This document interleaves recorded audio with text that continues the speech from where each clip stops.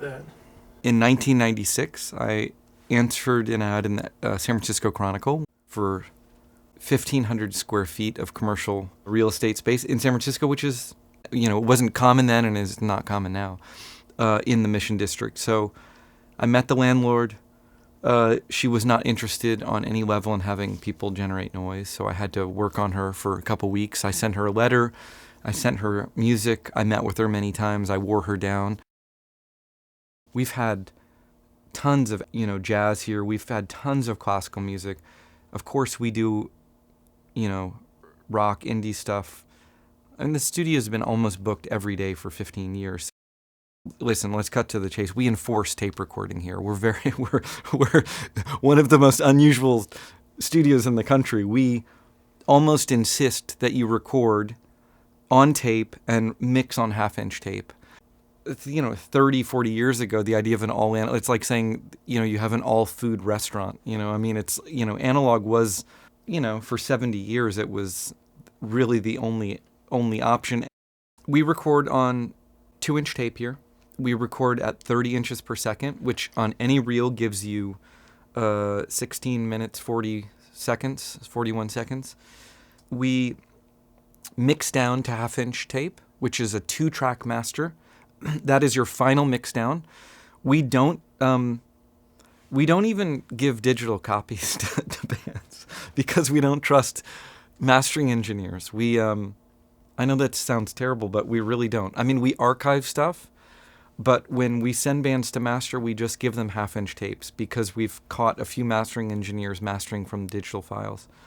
It's an organic work in progress. The thing is that a studio is constantly collapsing, it's constantly atrophying, and it's getting worse. Every day it gets worse. We discover inadequacies, anomalies, problems in all of this gear all the time. And sometimes those work for us and sometimes they don't. So sometimes we pull it and we add something else. It's like a living organism. It's in peril without constant attention. Analog's totally dead. Absolutely finished. There are a couple companies that are still, thankfully, rebuilding, servicing, and tweaking out existing tape decks. No one is building a standalone analog machine. There are 2 companies making tape. And there's probably 15,000 companies making digital stuff. So, listen, we're running a museum here.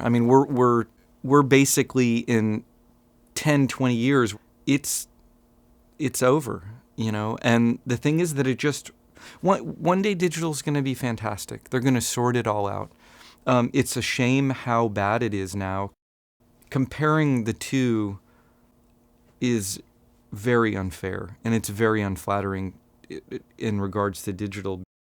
I am completely depressed when I see the computer screen on and when I see Pro Tools on.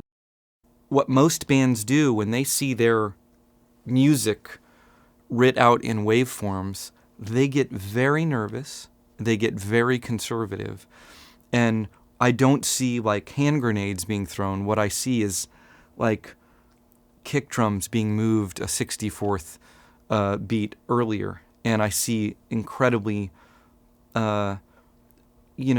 timid and very un-rock and roll, punk. It's funny, we'll see bands that look, they're 1977, they want to be they want to be the Sex Pistols, and they're just nervously gathered in front of a computer screen, worried about whether a snare drum's late. This is hard to really squarely talk about with a band, but what bands are, whether they realize it or not, what they're terrified of is that their literal performance isn't good enough. That them singing their lyrics in front of a microphone isn't good enough. And they see the computer as an incredibly powerful editing tool that can, and that helps alleviate some of their anxieties. I totally understand that. They imagine that it's 1952 and that they're staring at the horn players and the backup singers, and it's they're recording the half-inch tape. You know what I mean? That it's like that it's a live performance, and it's really, I mean, you can get away with murder on tape. You can do whatever you want. There is very, very few limitations. The problem with art is not that there's too many limitations. I mean, come on. Like, you can do anything that you want. All of these insane boxes that we have, like, there's so much possibility in here. We learn stuff every day. Am I allowed to cuss? Oh, absolutely. Okay. Analog has such a better and more natural and extended top end. Digital is fucking terrible sounding on the top. I mean, I don't know if shit is square waving. I don't know what's happening. I don't know if like, you know, converters are lopping all this stuff off after 20, 22, 25K. I don't know. I really, I don't care. Like, all those technical questions are irrelevant to me. It just sounds absolutely awful. Organic strawberries taste delicious. Do we really have to, like, debate? You know, if you hand me a strawberry that you got from Safeway and it's like this, like, you know, as John Darnielle would say, you know, the size of a baby's fist, you know, this like bulbous, kind of like pale red with a huge, you know, kind of white nub at the end, and it's a tasteless fucking crime against humanity. And tell me that that's a strawberry, you know, because it was grown in a field under a huge plastic tarp where they pumped in chemicals. That's not a strawberry. It isn't. You have not tasted a strawberry if you think that's a strawberry. I grew up on, you know, the White Album. I grew up on Quadrophenia. I grew up on Wish You Were Here. I grew up on really excellent English recordings from the late 60s and the early 70s, mid 70s. For me, those are benchmark recordings. I mean, in my own life, all I can hope to is get to 20% of that point. We did a Brahms trio, Opus 8, in that room a couple weeks ago.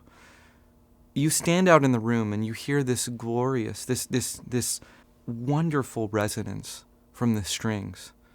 And you don't want to lose that. You don't want to let go of that. This isn't an esoteric question. This is the feeling that there are players in a room, that there is, you know, you have gut strings, you know. I mean, you know, a bow hitting gut string. You feel it. It's a profound feeling. It's the reason why people walk into a room to see performers. You know, a lot of geniuses pooled their blood and their sweat and their neurons together for 70 years to perfect analog. And one day, a lot of geniuses are doing it for digital. One day it'll be great. But man, it's really not great now.